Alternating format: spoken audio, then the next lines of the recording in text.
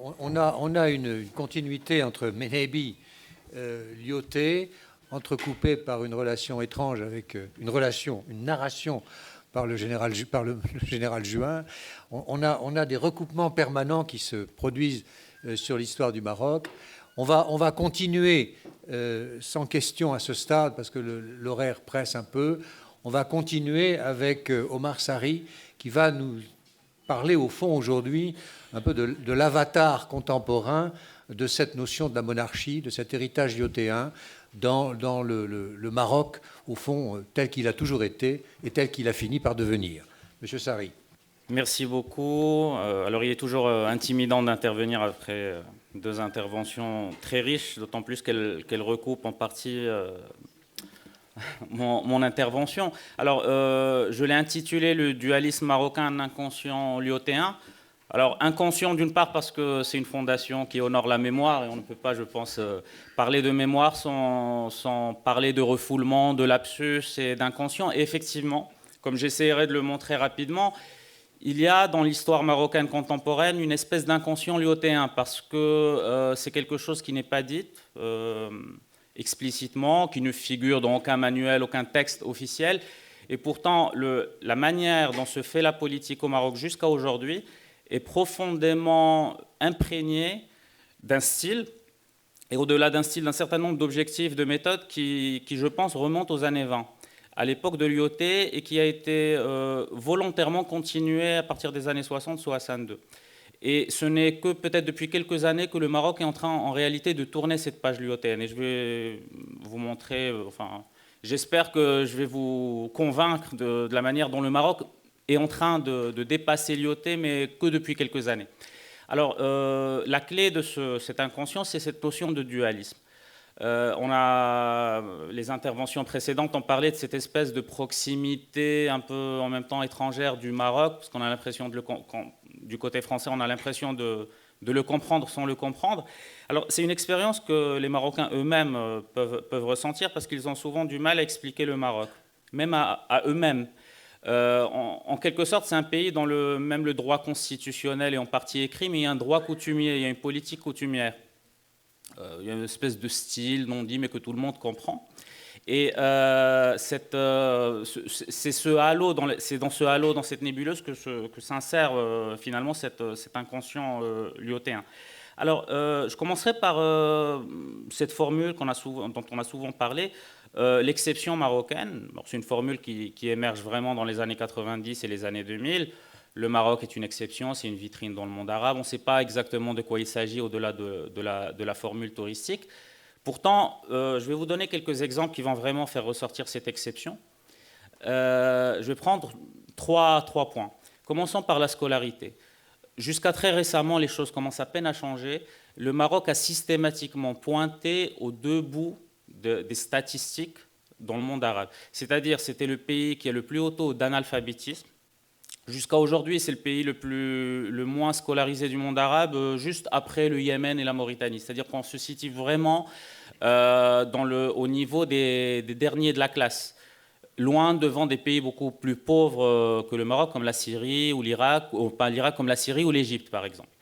Et pourtant, le Maroc se situe aussi à l'autre bout de la classification, puisque les élites marocaines sont généralement très bien reconnues à la fois dans le monde arabe et en France.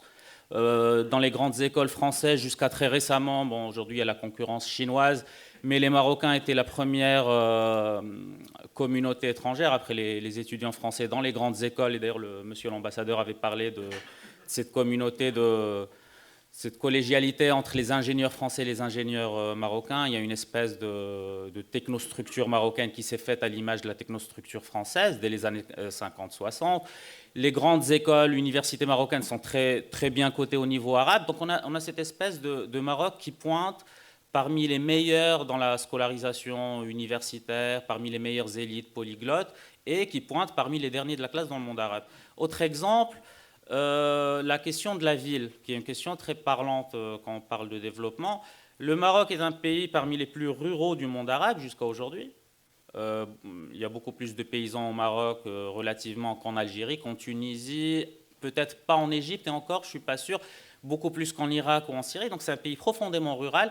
Et pourtant, c'est un pays qui a une armature urbaine très forte qui a été conservée. C'est-à-dire il y a toujours un polycentrisme urbain au Maroc. Il n'y a pas cette méga-céphalie qu'on retrouve dans la plupart des pays du tiers-monde. D'ailleurs, bon, la capitale économique n'est pas la capitale politique, ainsi de suite. Donc là aussi, on a cette espèce d'éventail, enfin de grand écart entre un équilibre urbain qui fait plutôt pays développé et une énorme masse paysanne. Alors, dernier exemple qui est peut-être plus... Il n'est pas anecdotique, mais il est plus sectoriel, les banques. Bon, je vous donne cet exemple parce que jusqu'à récemment aussi, le Maroc était le pays le moins bancarisé dans le monde arabe. Alors, ce qu'on appelle la bancarisation, c'est le nombre de personnes qui ont un compte en banque. Et je crois que bon, beaucoup plus de la moitié des Marocains n'avaient pas de compte en banque. En tout cas, beaucoup plus que les Algériens, par exemple, pays socialistes par excellence, ou les Égyptiens ou les Tunisiens. Et pourtant, le Maroc, dès les années 60, a des banques parmi les meilleures en Afrique, et aujourd'hui, ça s'est confirmé.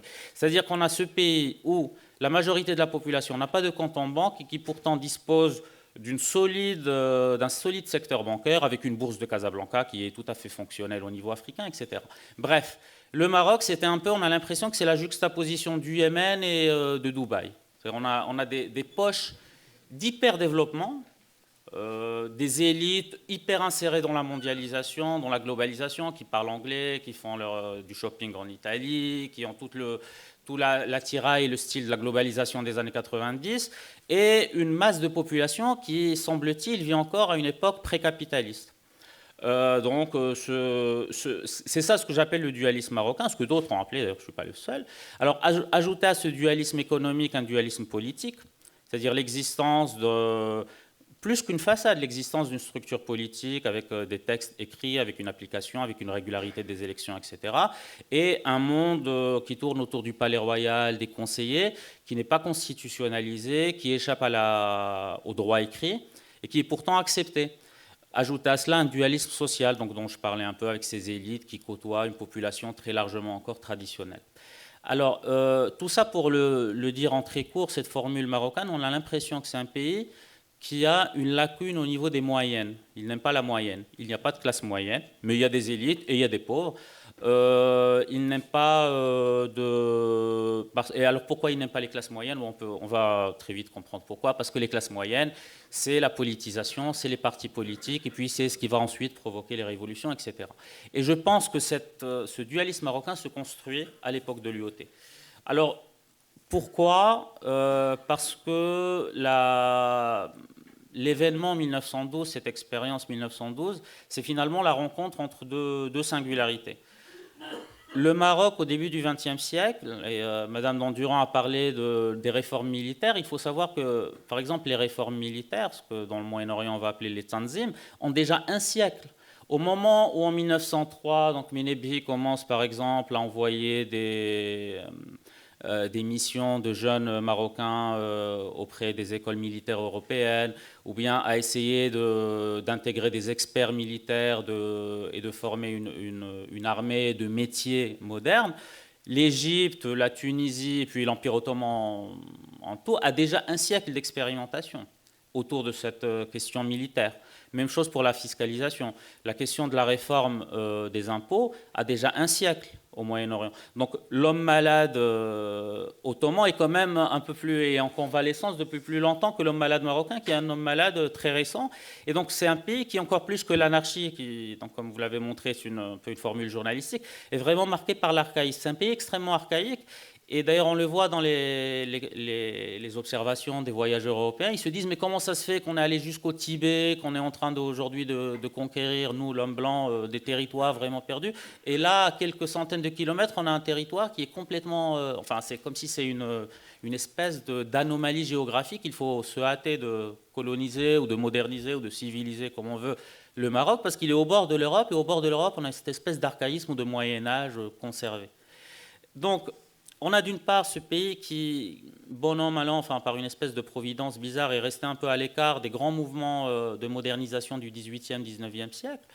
Et de l'autre, on a l'UOT et puis surtout la France de 1912. La France de 1912, bon, je ne vous le rappelle pas, vous le savez mieux que moi, c'est quand même un pays qui est marqué par 1905, par la séparation de l'Église et de l'État, par l'affaire des fiches du Petit Père-Combe. Donc il y a tout un malentendu entre l'armée française et la République. Entre l'armée, et d'ailleurs je pense que c'est Jules Ferry qui disait la laïcité n'est pas un produit d'exportation. C'est-à-dire il y avait déjà cette idée pour une partie de la Troisième République d'écarter un certain nombre d'officiers rétifs ou bien même d'ordre religieux, de les envoyer loin parce qu'ils dérangeaient la République. Et donc on a autour de l'UOT un certain nombre de personnes qui sont un peu des déçus de la République. Et donc, comme l'a dit M. Teissier, on a presque l'impression que l'UOT va essayer de construire au Maroc une espèce de Troisième République en creux. Ou en tout cas, il va essayer de faire le symétrique de ce qu'il ne veut pas ou de ce qu'il n'aime pas en France ou bien en Algérie, c'est-à-dire finalement la domination des classes moyennes, l'idée que l'embourgeoisement un peu rapide va détruire les traditions, les institutions, et puis bon, un certain nombre d'idées qui peut-être viennent de l'Action française, mais il n'était pas proche de l'Action, enfin il n'était pas membre, mais donc un certain nombre d'idées qui tournent autour de, qu'on voit dans des milieux soit littéraires, soit politiques, à Paris ou bien dans les colonies, qui sont opposés à cette république radicale qui s'installe, qui commence à dépasser le traumatisme de la guerre de 1870, et qui donc dans les années 1890-1900, est confiante et sûre d'elle-même. Et donc l'UOT va essayer au Maroc de conserver une façade symbolique, une structuration, une façade religieuse, un ensemble d'imaginaire, et de lui juxtaposer une technostructure, donc ce qui se fait de mieux à son époque. Et c'est ce qui va faire justement le début de ce dualisme, c'est-à-dire comment faire en sorte qu'on puisse conserver un commandeur des croyants, des vizirs, une espèce de milieu un peu muséifié dans son jus, et à côté de cela, juxtaposer, plutôt que de mélanger, juxtaposer une infrastructure française avec des grands capitaines d'industrie, avec des grands projets d'infrastructure qui vont essayer non pas de déformer ou d'aboutir à une moyenne, c'est-à-dire mélanger l'Orient à l'Occident, mais de maintenir côte à côte le monde des grands caïds, des grands féodaux marocains, de ces pachas du Maroc de l'intérieur, et Casablanca, la façade atlantique dont on rêve de transformer en Californie de l'Empire français, etc. Alors, cette activité finalement l'UOTN qui vise à maintenir un empire archaïque et à lui surajouter ou lui surimprimer une technostructure, il faut savoir qu'il est en complète contradiction avec ce qui, à l'époque, se fait dans les années 20 dans le monde arabe. Le monde arabe, dans les années 20, est en complète transformation. Et c'est probablement à cette époque-là qu'on va assister à un début de décrochage institutionnel entre le Maroc et le monde arabe et qui continue jusqu'à aujourd'hui.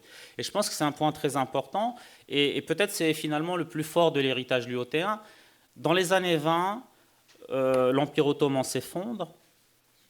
En 1923-1924, Mustafa Kemal, qui n'est pas encore Atatürk, va supprimer d'abord le sultanat, donc la fonction politique du sultan ottoman, ensuite le califat. C'est, comme vous le savez, un moment qui est fondateur, non seulement pour la Turquie, mais pour l'ensemble du Moyen-Orient. Parce qu'en supprimant le califat ottoman, finalement, c'est l'ensemble de l'armature symbolique qui a existé pendant 5 siècles, au moins depuis l'établissement de l'Empire ottoman sur le monde arabe en 1517, c'est l'ensemble de cette armature institutionnelle qui va sauter. Donc on a l'ouverture d'un espace politique vide qui va s'installer dans ces pays, d'où l'énorme créativité politique des années 20 dans le monde arabe. C'est dans les années 20 que va se forger l'essentiel des grandes idéologies politiques qui règnent jusqu'à aujourd'hui dans le monde arabe. Les frères musulmans datent de 1927-28. Le parti Baas, donc, ce qui ensuite va donner les régimes syriens ou irakiens, date du début des années 30. Les différents nationalismes locaux, comme le mouvement des phalanges au Liban, comme le mouvement Jeune Égypte, qui va donner les Nassériens, etc., date des années 30, on a l'impression qu'un Moyen-Orient traumatisé par cette décapitation symbolique, en ce 21 janvier 1793 à l'Oriental, va essayer de remplir ce vide par un certain nombre de formules. Eh bien, cette décapitation symbolique n'a pas lieu au Maroc. Et c'est pour ça, d'ailleurs, j'avais aussi utilisé une formule, je disais que l'UOT, c'est un peu l'anti-Atatürk. C'est quelqu'un qui, au moment même où Mustafa Kemal, futur Atatürk, est en train de créer la modernité orientale par la violence symbolique, va au contraire tout faire pour maintenir le sultan. Et parce qu'il a cette intuition, c'est que si on enlève le sultan, certes, on va enlever quelque chose de traditionnel, d'archaïque, de féodal, ce que vous voulez, mais on va déboucher sur un vide qui ne pourrait être comblé que par des forces révolutionnaires, ce que l'UOT, homme plutôt de tradition et d'ordre, ne voulait pas. Donc cette décapitation au Moyen-Orient n'a pas lieu au Maroc. Elle n'a pas lieu au Maroc. Si on ajoute à cela le refus, donc il y a des correspondances, des textes de l'UOT, le refus d'une colonisation de peuplement. L'UOT a des mots très durs sur la communauté française ou européenne en Algérie, mais finalement, c'est les mots qu'il pouvait avoir envers les classes moyennes françaises aussi. Et il disait, je ne veux pas de boutiquiers à Casablanca, je ne veux pas de petits artisans maltais ou français ou italiens à Rabat, parce que ces gens-là, ils vont ramener les troubles républicains. Et donc, ce que je veux, c'est, d'une part, les Marocains qui restent à leur place, mais avec leurs propres élites, avec leur propre hiérarchie, et de l'autre, des grands capitaines d'industrie française, parce que je veux construire des ponts, des routes, des ports, des militaires, parce que je veux contrôler quand même le pays, et donc des gens très brillants, une élite française très brillante, minimale. Et là aussi, on a presque, finalement, en filigrane un peu le Maroc des années 90 ou des années 2000, ou même avant, le Maroc de Hassan II. C'est-à-dire un Maroc qui va combiner une toute petite élite, mais finalement extrêmement brillante, ou bien une toute petite bourgeoisie, mais extrêmement puissante, des grands capitaines d'industrie, avec un énorme capital qui est amassé entre leurs mains. Finalement, c'est presque la situation jusqu'à aujourd'hui du Maroc, où une quinzaine de grandes familles font le capitalisme marocain, avec pourtant tous les succès qu'on lui connaît. Et de l'autre, une énorme masse qui continue de vivre selon des rythmes, et même des rythmes économiques qui sont des rythmes pré-capitalistes. Et faire ça en plein XXe siècle, en pleine Méditerranée, finalement pas très loin du cœur de la révolution industrielle, c'est pas rien. Il fallait l'assumer, il fallait créer un certain nombre d'instruments politiques, d'instruments managériaux de gestion pour le maintenir. Alors ces instruments, c'est lesquels? C'est maintenir je pense, c'est maintenir cette masse agricole, même si elle est sous-productive, même s'il vaut mieux mettre d'énormes terres en agriculture industrialisée, les maintenir dans le bled profond. C'est maintenir un islam traditionnel, avec des confréries, avec ses moussem, avec ce culte des saints, avec toute cette armature qui est extrêmement capillarisée dans le territoire. C'est maintenir les petites élites locales des villes chez elles, faire en sorte que dans chaque ville, on puisse donc ne pas provoquer un afflux massif vers Rabat ou vers Casablanca. C'est un certain nombre de choses qui...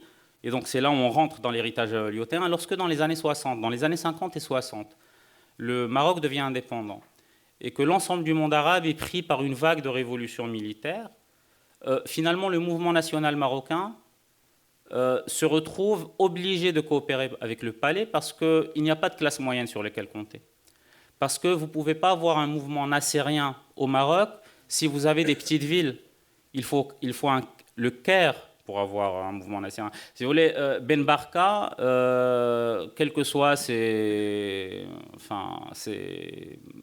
qualités, ne pouvait pas créer un mouvement révolutionnaire au Maroc pour une raison très simple. C'est qu'il n'y avait pas de révolutionnaire, il n'y avait pas de classe moyenne politisée. Il y avait une petite bourgeoisie, puissante mais opportuniste, parce qu'elle savait elle fonctionnait finalement comme les bourgeoisies compradoriales qu'on trouvait dans la Chine avant Mao ou à Cuba avant Fidel Castro. Donc ils savaient qu'ils avaient besoin d'une relation suivie avec l'Occident, et puis avec des masses paysannes qui, elles, restaient profondément monarchistes. Il n'y avait pas de classe moyenne, ou très peu, pour soutenir un mouvement révolutionnaire.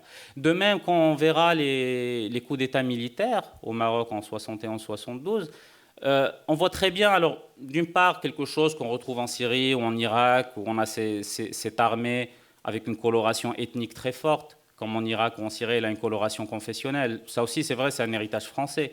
D'ailleurs, en Syrie, celui qui va plus ou moins structurer le pays dans les années 20, c'est Gouraud, qui est un des élèves, enfin quelqu'un qui vient de l'écurie, disciple de l'UOT. C'est quelqu'un qui va faire les choses, mais il va les faire moins bien en Syrie, parce qu'en Syrie, effectivement, il y a cette idée, par exemple, de construire une armée qui n'est pas une armée nationale, donc une armée de classe moyenne, justement, une armée confessionnelle, donc on prend les minorités. Au Maroc, bon an, mal an, enfin, c'est un peu ce qui a été fait avec les Berbères du Moyen Atlas, sauf que l'IOT ajoutait à ce paramètre ethnique un paramètre social. Vous savez qu'il y avait une règle plus ou moins implicite, c'est que les officiers marocains ou les sous-officiers, parce que sous la colonisation les officiers étaient français, devaient être, quasiment une règle, devaient être fils de caïds, et leurs troupiers, les simples soldats, étaient fils de paysans. De telle manière que dans la caserne, on puisse retrouver le miroir du village marocain, c'est-à-dire ou du village ou de la campagne, du bled marocain. C'est-à-dire que l'officier marocain, fils de propriétaire terrien, commandait aux soldats marocains, fils de paysans terriens. De telle manière que lorsqu'il revenait chez son père ou chez sa famille, enfin finalement, on retrouvait la même structure sociale. C'est quelque chose qui est fondamental pour comprendre pourquoi en Syrie et en Irak, les choses vont se passer différemment. En Syrie et en Irak, dès les années 20, la coloration ethnique qui est donnée à l'armée par les Français et par les Anglais va faire que, certes, des Alaouites ou des chrétiens ou des Arméniens vont aller à l'armée, par exemple en Syrie, parce que c'est des minoritaires, mais en plus, c'est des fils de pauvres qui vont devenir des officiers. Hafez el-Assad, par exemple, qui est né donc il y a quelques années de moins que Oufkir. Si vous prenez comparons Oufkir, un putschiste, avec Assad, autre putschiste, mais Assad est un putschiste réussi, les deux viennent de minorités, les deux viennent du bled profond, sauf que Oufkir est quand même fils d'un pacha. Alors pacha ne veut rien, c'est un petit obro de campagne, mais quand même, c'est quelqu'un qui s'estime être porteur d'un ordre social. Il n'a pas forcément d'atome crochu avec des gens qui parlent de réforme agraire. Hafez el-Assad est le fils de quelqu'un qui a réussi plus ou moins, mais quand même c'est quelqu'un qui a une très forte... un très fort ressentiment social. C'est quelque chose qu'on va retrouver chez Saddam Hussein, c'est-à-dire que les officiers formés par les écoles militaires coloniales au Moyen-Orient, certes viennent des minorités, et donc on en voit malheureusement les effets aujourd'hui, mais viennent aussi des classes pauvres. Donc c'est des minoritaires avec un fort ressentiment, et donc toute l'aspiration socialiste républicaine va être très forte. Au Maroc, elle va très peu prendre, ou elle va quasiment jamais prendre dans l'armée.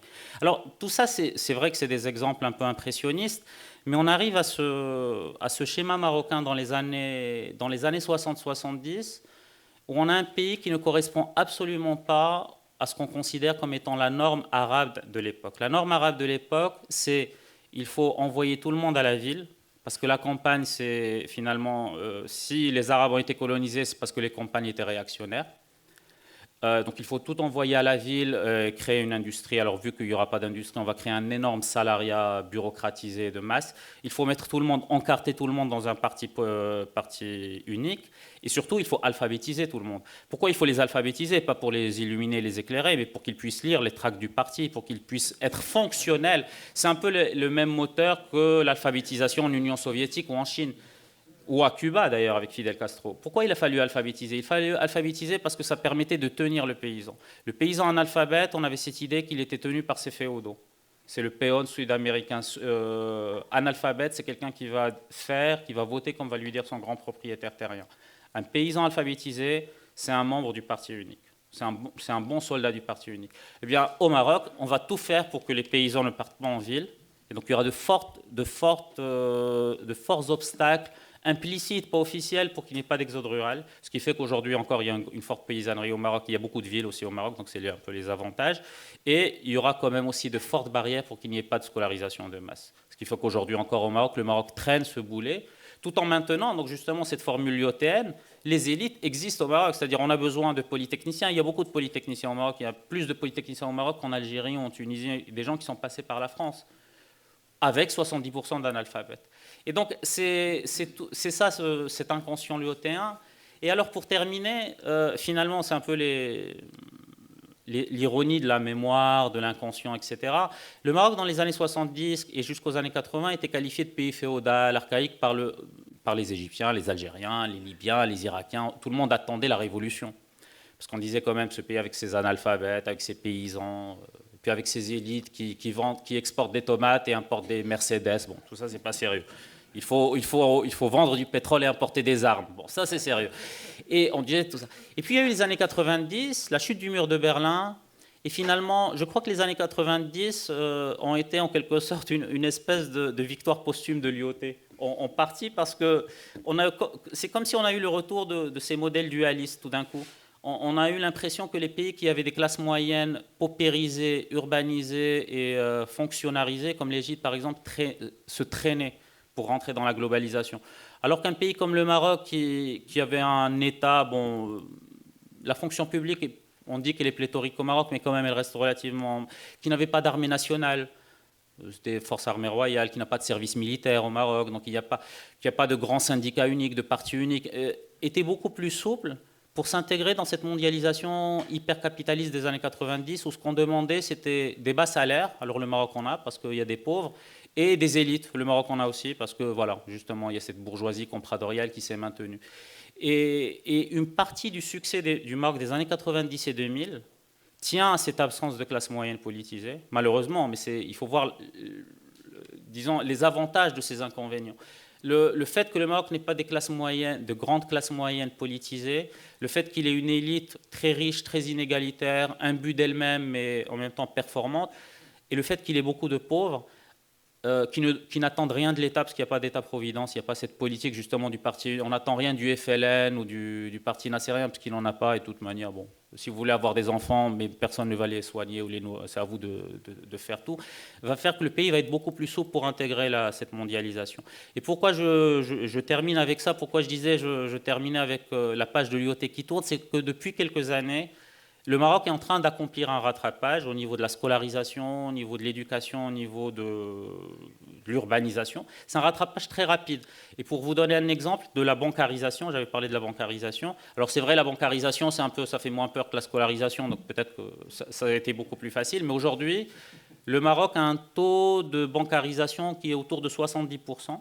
C'est-à-dire qu'il y a 70% de Marocains qui ont des comptes en banque, alors peut-être qu'il y en a moins en réalité parce qu'il y a ceux qui ont beaucoup de comptes, mais 70%, mais quand même, 70% est un taux assez élevé. C'est un taux qui n'est pas loin du taux des pays d'Europe centrale ou d'Europe de l'Est, qui est en tout cas beaucoup plus important que les taux algériens ou tunisiens. Or, c'est vraiment un retournement parce qu'il y a encore 10 ans, le Maroc avait, comme je vous l'avais dit au début, une bancarisation très faible par rapport à l'Algérie. Alors, ce qui signifie probablement que le Maroc c'est un symptôme, donc pour encore utiliser ces termes de mémoire psychanalytique, c'est un symptôme d'une page qui se tourne, la page LUOTN qui était on se méfie des classes moyennes et on compte sur la masse traditionnelle et sur les élites, sur la technostructure. Cette phase est en train de tourner, le Maroc est en train de converger vers des modèles de type arabe normaux, ce qui, pour un esprit pessimiste, peut poser la question des années à venir. C'est-à-dire aujourd'hui, le Maroc a à faire face à une question qu'il n'a pas connue jusque-là, c'est-à-dire comment faire face à des classes moyennes politisées et massives. Là, cette fois-ci, ce n'est pas quelques petites classes moyennes qui votent socialistes ou communistes, c'est beaucoup de classes moyennes qui votent islamistes. Et c'est les classes moyennes, c'est des classes moyennes. Et probablement, à l'avenir, le Maroc va se trouver face à des problématiques de type turc, à mon avis. C'est-à-dire des classes moyennes anatoliennes face à la bourgeoisie d'Istanbul. Là, on aura des classes moyennes de l'intérieur du pays face à ce qui reste de la grande bourgeoisie casablancaise. Donc voilà, c'était ça le... Merci beaucoup.